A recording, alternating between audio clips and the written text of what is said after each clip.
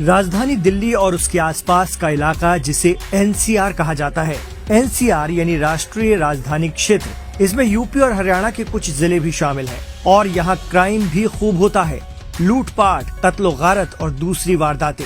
ऐसी ही एक वारदात हाल ही में एनसीआर के गाजियाबाद में हुई थी, जहां टाटा स्टील कंपनी के नेशनल बिजनेस हेड विनय त्यागी को चाकुओं से मारकर एक नाले में फेंक दिया गया था। ये हत्या क्यों हुई और कौन निकला मास्टरमाइंड?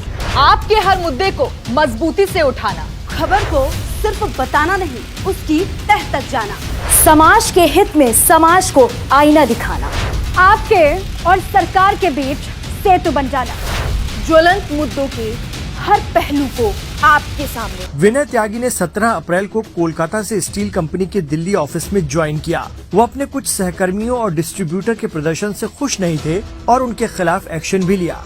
ऐसे में ऑफिस से घर लौटते वक्त जब उनकी हत्या कर दी गई, तो बिजनेस और जॉब से जुड़ी रंजिश का शक सबसे पहले हुआ। घटना 4 मई 2024 की है। शुक्रवार को त्यागी ने रात 11:21 पर अपनी बीवी रुचि को फोन किया और राजेंद्र नगर मेट्रो स्टेशन से उन्हें पिक करने के लिए कहा। उन्होंने व्हाट्सएप पर अपनी लोकेशन उसके साथ ही शेयर भी की, लेकिन थोड़ी देर बाद उसे डिलीट कर दिया और कहा कि वो पैदल घर लौटेंगे। जब वो 1 घंटे बाद भी घर नहीं आए, तो पत्नी और घर वालों ने फोन लगाना शुरू किया, लेकिन उनका फोन बंद था। घबराकर घर वाले मेट्रो स्टेशन पहुँचे, लेकिन विनय त्यागी वहाँ भी नहीं मिले। त्यागी को उनके परिवार के सदस्यों ने शालीमार गार्डन में खेतान पब्लिक स्कूल के पीछे सड़क किनारे एक गड्ढे में पाया। उन पर चाकू से 2 गहरे वार किए गए थे। उनका मोबाइल, लैपटॉप, पर्स और फोन गायब था। विनय को अस्पताल ले जाया गया, लेकिन वो जख्मों की ताब न लाकर चल बसे। विनय की हत्या से पहले उनसे 1,40,000 रुपए दूसरे खाते में ट्रांसफर कराए गए थे। उन्हें ऐसा करने के लिए मजबूर किया गया होगा। आरोपी ने त्यागी की सिम को करीब 3 मिनट के लिए दूसरे फोन में ट्रांसफर किया था और फिर डिवाइस को बंद कर दिया था। टाटा स्टील के नेशनल बिजनेस हेड की इस तरह से हत्या ने सभी को हिला दिया। गाजियाबाद पुलिस हरकत में आई। इलाके के तमाम सीसीटीवी खंगाले गए। मालूम चला कि एक मोटरसाइकिल पर 3 लोग काफी देर तक उस इलाके में घूमते रहे। इसके अलावा ऑफिस के लोगों से भी बात की गई। कहीं ये रंजिशन हत्या का मामला तो नहीं था, लेकिन गहन जांच पड़ताल के बाद मालूम चला कि ये छिनतई या छिनैती का मामला था। पुलिस ने इस मामले में एक आरोपी की पहचान भी कर ली। उसका नाम दक्ष था। इस मामले में आरोपी दक्ष को पकड़ने के लिए जाल बिछाया जा रहा था कि घटना के 1 हफ्ते बाद शुक्रवार 10 मई की सुबह गाजियाबाद के शालीमार गार्डन इलाके में चेकिंग चल रही थी। इसी दौरान 2 मोटरसाइकिल सवार तेजी से भागे। पीछा करने पर पार्शनाथ की ठंडर बिल्डिंग के बंद गेट के सामने फिसलकर मोटरसाइकिल गिर गई। पुलिस टीम को अपने पीछे आता देख भाग रहे बदमाशों ने पुलिस पार्टी पर जान से मारने की नियत से फायर कर दिया। पुलिस टीम की ओर से अपनी रक्षा में जवाबी कार्रवाई की गई।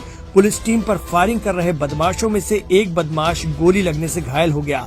दूसरा बदमाश फायरिंग के समय अंधेरे का फायदा उठाकर मौके से फरार हो गया। घायल बदमाश को इलाज के लिए जिला अस्पताल भेजा गया। अस्पताल में इलाज के दौरान एनकाउंटर में घायल बदमाश को मृत घोषित कर दिया गया।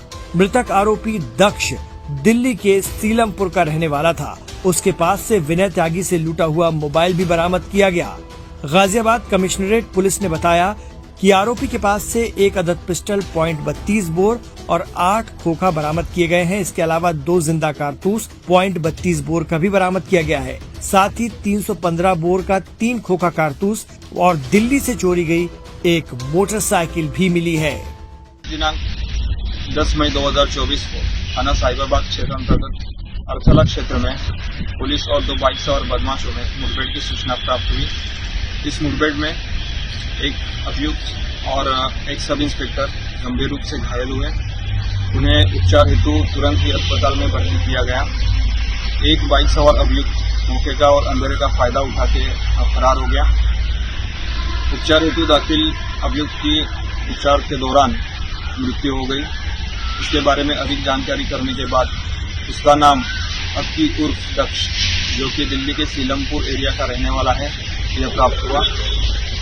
4 मई को जो लूट और हत्या की घटना हुई थी शालीमार गार्डन थाना अंतर्गत, उसमें यह मृत अभियुक्त वांछित चल रहा था।